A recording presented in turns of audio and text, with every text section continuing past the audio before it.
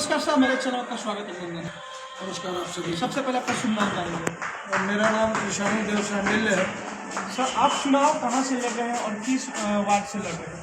मैं बीटा नगर परिषद ward number 18 का प्रभावी उम्मीदवार हूँ। जी सर, चुनाव लड़ने का आपका मुख्य उद्देश्य क्या है? जैसे ब्लॉक में हम मिले थे तो उतनी बातचीत खास नहीं हो पाई थी, बहुत सा भीड़ था, बहुत से प्रत्याशी थे, लेकिन खुलकर जो बातचीत करने का मौका मिला है आज, तो उसके लिए पहले धन्यवाद। और उसके बाद क्या मन में आया कि आप चुनाव लड़ने आए?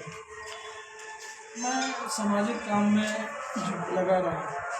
धीरे धीरे मुझे समस्याएं ये दिखी कि अगर कोई वार्ड का निर्वाचित व्यक्ति है तो वो कई चीज़ों को बहुत सरलता से धरातल पे काम कर सकते हैं। जैसे सरकारी जो भी कार्य होते हैं, बहुत सारी महिलाओं के वृद्धा पेंशन नहीं है, विधवा पेंशन नहीं है, ये सब छोटी छोटी चीज़ें हैं, लेकिन वो उनके जीवन में डायरेक्ट फ़ायदा उनको पहुंचाते हैं। विकलांगों की भी समस्या है, उनके भी बहुत सारे विकलांग को ना विकलांग भत्ता जो होता है वो सरकार सर्टिफिकेट वगैरह नहीं मिलता। हाँ, सर्टिफिकेट भी एक्चुअल में नहीं बना हुआ है, चाहे वो रीज़न उसके पीछे जो हो, लेकिन वो हमारे वार्ड के निवासी हैं।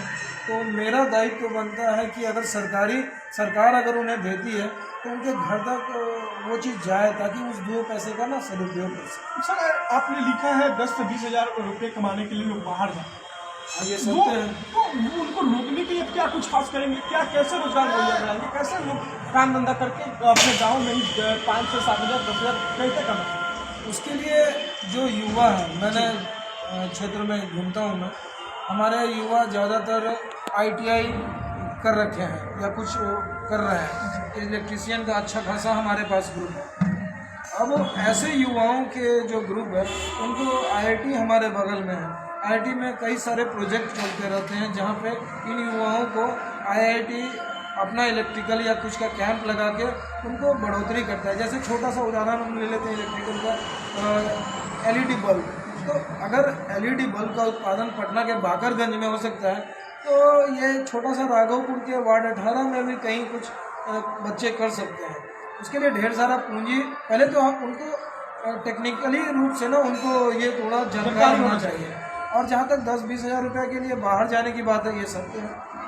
और सब लोग जाते हैं, मोटा मोटी सब लोग जाते हैं, एवरेज जो परिवार है, क्योंकि रोजगार का वैसा कोई साधन नहीं है। अब बच्चियाँ हैं तो बच्चियों को भी मेरा ये प्रयास रहेगा कि कंप्यूटर शिक्षा उनको मुफ्त दिया जाए। बहुत सारा चल रहा है कौशल युग, लेकिन धरातल पे वो कितना हद तक सत्य है सर, आप लोग अच्छी तरह जानते हैं। लेकिन मुझे मेरे लोग ना 100% स्किलफुल चाहिए। अभी मैंने 3 सिलाई मशीन जगह संस्था के माध्यम से उपलब्ध कराया।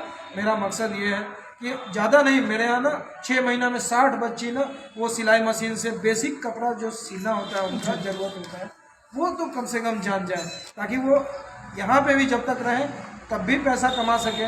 वो कहते हैं साड़ी में पीको फॉल लगाना और भी कई चीज़ है जो महिलाएं अच्छी तरह से जानती हैं। आपने अपने जो है प्रचार प्रसार में लिख रहा है, अगर वार्ड 18 के विकास चाहिए तो सुधार चाहिए, तो सुधारना होगा, हम सबको सुधारना होगा। इसका आप सब क्या कहना चाह रहे हो?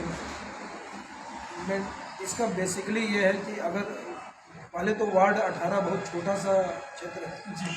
अगर हम सभी परिवार 200-300 जो परिवार हैं, अगर हम कचरा न फेंकें, जो व्यवस्था बीटा नगर परिषद के द्वारा किया गया है, हम उसके साथ ईमानदारी से और डिसिप्लिन वे में अगर जुड़ें, क्यों गंदा रहेगा? हमारी नालियाँ 2-2, 3-3 हाथ है ना नीचे तक गड्ढे हैं, अच्छा मड उसमें पूरा फुल है। लेकिन निरंतर बीटा नगर परिषद या मैं निरंतर क्षेत्र में दौड़ता रहता हूँ और मुझे एकदम क्लीन चाहिए, ताकि भर बीमारी से बचें। ये अभी डेंगू का प्रकोप था, निरंतर छिड़काव जारी रहा खुद से, उनके सहयोग से। जैसे भी हो, मेरी जनता, यहाँ के जो निवासी हैं, वो सुरक्षित रहें, बचे रहें, स्वास्थ्य पर अतिरिक्त उनका खर्चा ना हो। अब लोग को, आपके क्षेत्र के लोग कहते हैं कि आप पहले जॉब में भी करें। मैं मर्चेंट नेवी ऑफिसर हूँ और शिपिंग कॉर्पोरेशन ऑफ इंडिया में मैं as a rank 2nd officer कार्यरत था। लास्ट शिप मैंने LNG असीम किया। LNG रास लफान कतर से हम लोग लाते थे और यहाँ गुजरात के दहेज में डिस्चार्ज करते थे। फिर कैरोलिना ऑस्ट्रेलिया से आते थे और केरल के वहाँ पे। मतलब एक शिक्षित उम्मीदवार हैं आप, तो शिक्षा के बारे में उनका क्या ख्याल है? जो मूल रूप से अधिकार है, लेकिन सरकारी विद्यालयों में जो है उस तरह का शिक्षा नहीं मिलता। और शिक्षा के मामले में मेरा वार्ड है ना जो बेसिक है, क्योंकि हम लोग ना ज़्यादातर हम लोग गरीब परिवार से हैं और हमारे पास उतने साधन नहीं हैं, तो हमें इसकी समझदारी से काम करना होगा।